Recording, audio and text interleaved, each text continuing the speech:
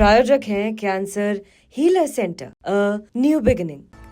तो ईयू के ये बड़े फैसले हैं जिस पर आज हम चर्चा करेंगे। हमारे साथ स्टूडियो में देखिए खास मेहमान भी जुड़े हुए हैं। सबसे पहले उनसे परिचय आपका करा देते हैं। मेजर जनरल रिटायर्ड संजय मेस्ट्रिन सर है, रक्षा विशेषज्ञ हमारे साथ। दीपक बोहरा सर है, पूर्व राजदूत। प्रोफेसर राजन कुमार है, अंतर्राष्ट्रीय मामलों के जानकार। रोविंदर सचदेव, अंतर्राष्ट्रीय मामलों के जानकार भी हमारे साथ जुड़ गए। और साथ ही हमारे सहयोगी मनीष झा भी स्टूडियो में हमारे साथ जुड़े हुए हैं। सबसे पहले मनीष, आपसे ही शुरुआत करना चाहूंगी क्योंकि लगातार इस खबर पर आप नजर बनाए हुए हैं। आज डोनाल्ड ट्रंप का महत्वपूर्ण संबोधन होना है। संबोधन इसलिए अहम है क्योंकि इससे पहले हमने देखा कि जब मीडिया के सामने यूक्रेन के राष्ट्रपति ज़ेलेंस्की आए थे, डोनाल्ड ट्रंप के साथ उनकी कैसे तीखी बहस हुई थी और उन्होंने यहां तक कह दिया था कि आज से ज़ेलेंस्की के बुरे दिन की शुरुआत हो रही है। आज के संबोधन में क्या होना है? बिल्कुल, देखिए ये संबोधन न केवल पूरी दुनिया के लिए बल्कि ट्रंप के लिए भी बेहद महत्वपूर्ण है, क्योंकि ट्रंप गद्दी संभालने के बाद पहली बार आधिकारिक तौर पर अपने देश को संबोधित करने जा रहे हैं।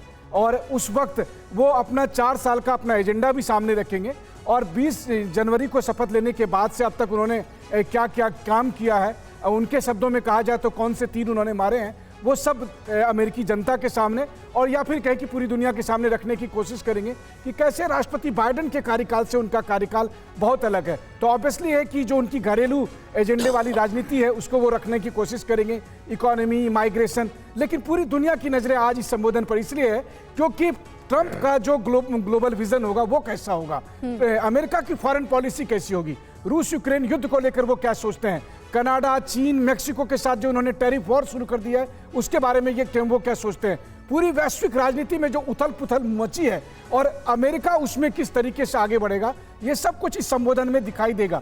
इसीलिए न केवल टीवी 9 की स्टूडियो से बल्कि दुनिया के हर कोने से इस वक्त ट्रंप के संबोधन के लिए सबकी नजरें कैपिटल हिल पर टिकी हुई है, जहां अगले कुछ ही क्षण के भीतर लगातार हम वो तस्वीरें देख भी रहे हैं। देखिए इन तस्वीरों में कितना फर्क है।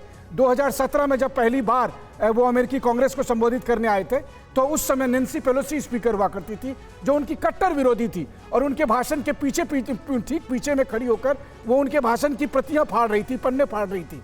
लेकिन आज अगर आप देखिए तो जिस तरह से उपराष्ट्रपति जेडी वेंस और स्पीकर माइक जॉनसन एक साथ बात कर रहे हैं और अभी जो हाउस में मेजॉरिटी में है रिपब्लिकन, तो कुल मिलाकर कहें तो जब ट्रंप अपना संबोधन देंगे तो लगातार तालियां बजेंगी, उनको काफी समर्थन मिलेगा। लेकिन दुनिया में चिंताएं बढ़ सकती है। और ये माना जा रहा है, ये प्रेडिक्ट किया जा रहा है कि ट्रंप के इस स्पीच पर सबसे ज्यादा छाया अगर किसी चीज की होगी तो व्हाइट हाउस में वो आखिरी 10 मिनट जो कुछ भी ज़ेलेंस्की और ट्रंप के बीच हुआ उसकी छाया सबसे ज्यादा नजर आ सकती है।